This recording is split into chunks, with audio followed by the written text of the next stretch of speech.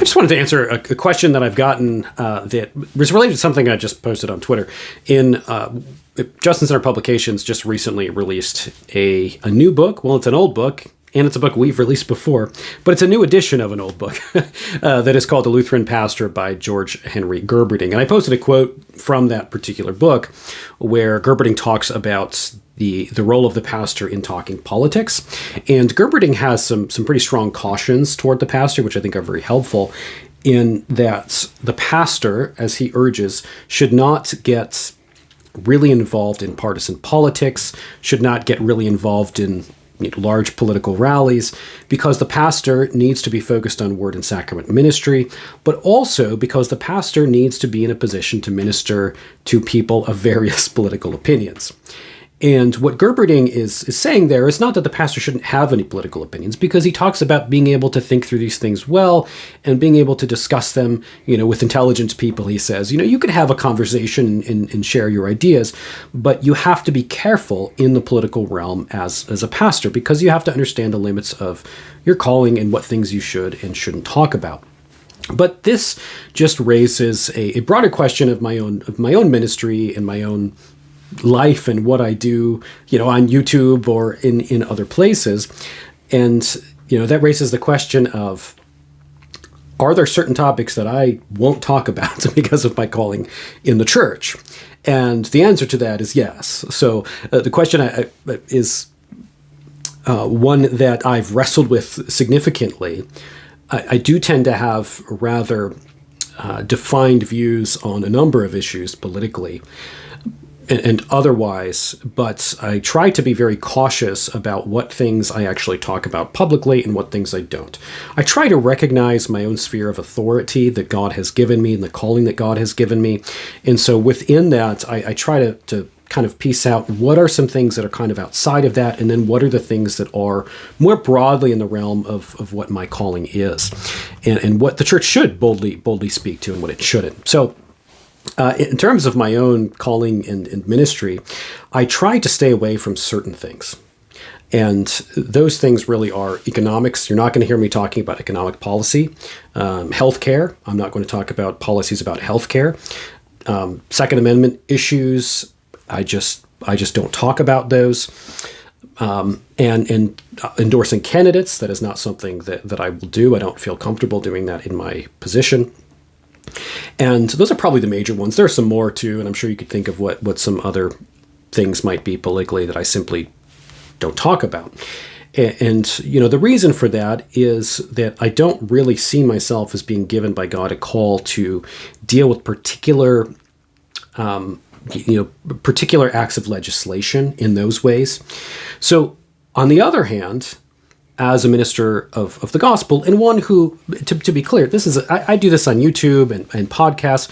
When I'm saying things on YouTube, when I'm saying things on my podcasts, when I'm talking about things on Twitter, that's not all the same stuff that I'm going to say in the pulpit, right? So just because I talk about it here does not mean that I'm going to talk about it if I'm preaching. It doesn't mean that I'm going to be talking about it when I'm at a church and I'm in a Bible study. Okay, so some of this is I'm not at the pulpit right now. Am I ordained? Yes, but I'm kind of in my, professor mode here when I'm online and talking to you about ideas. So just because something is not true in the pulpit, or I wouldn't say something in the pulpit, doesn't mean that there aren't things that I would say here. But this raises a question, because I have very consciously referred to myself as a conservative and as a conservative thinker. So it may be strange for me to say, well, I'm not talking about political policy, but I also am a conservative thinker. So what does that mean?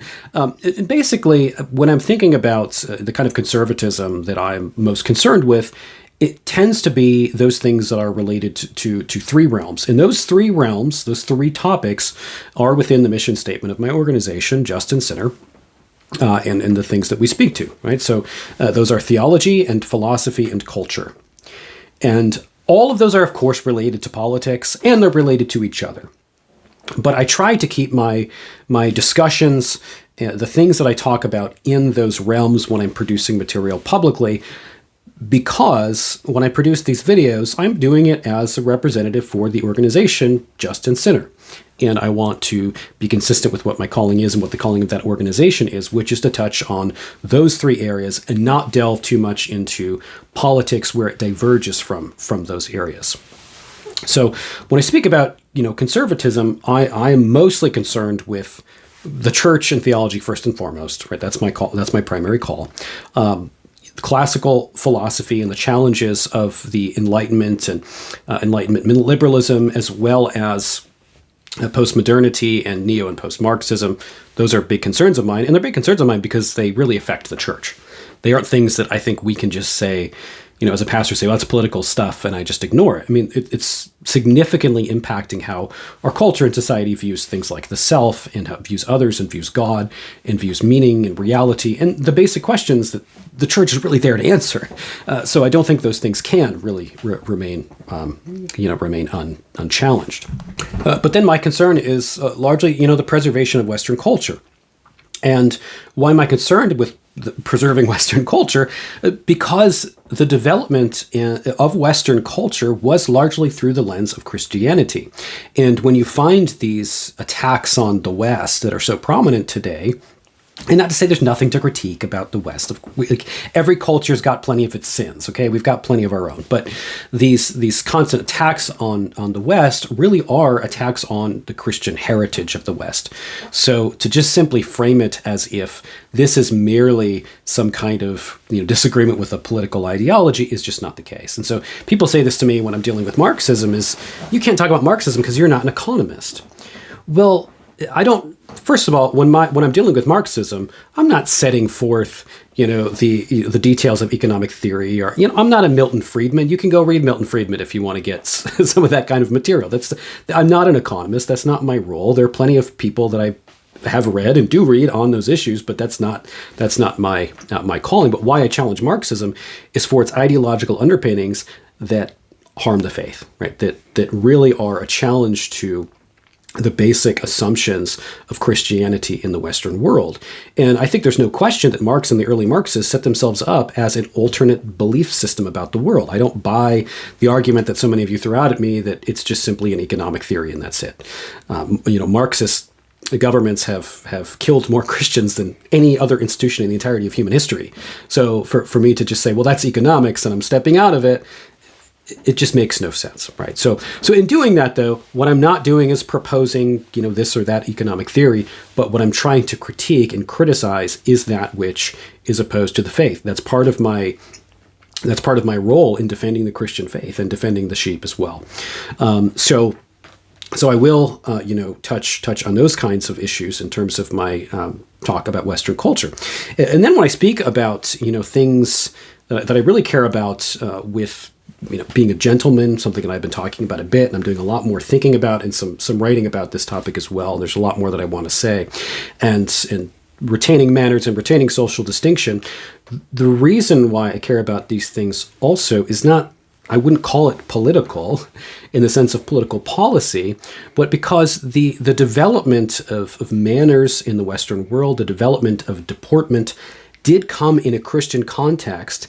And it came in a Christian context because these are ways that the culture sought to live out Christian moral principles and values. And you see this when you start to read manuals on ethics that are manners, not just ethics, but I actually think the two things are probably more connected than we tend to think they are. But when you read the older manuals on manners, it's a point that's made repeatedly that proper manners are the outgrowth of loving your neighbor. That's the point of them. So when I do talk about these broader cultural issues that I care about a lot, and I'm going to continue to talk about them, I want to say that I'm very self-conscious of what I do and don't talk about. And that, so two people I'm trying to address, I guess, groups of people here in this video. One is for those who keep asking me my opinions on particular candidates and those kinds of things. I'm not going to go there. So you keep asking, but I'm not going to give you answers. If you're my friend in real life and we sit down and have a coffee, I'm happy to talk to you about all those things. But those aren't going to be things that I'm going to share as a face of the organization that I run. Okay, I'm not. But the second group of people I want to interact with are those who say that because of my material on a lot of these cultural issues, people have said, well, I'm strayed from theology and I've gone into politics. And I'm saying it's really not politics, okay? The things that I'm talking about, they are relevant to culture, but they're connected to the church, because culture comes from that word cult, worship, right? So culture arises from religion. It is a product of how we worship, and it does shape and form us in profound ways. So culture is something that I've always been interested in, and something that I'm going to continue to talk about. And that is, part of the mission of our organization is to deal with philosophy and culture as well as theology, but look at all of these things through a Christian and particularly a Lutheran theological lens. So no, I'm not abandoning theology for politics. So anyway, hopefully that is a little bit clarifying for some of you, and make sure you subscribe to the channel and watch more videos. I don't know. We'll see you in the next one. Bye.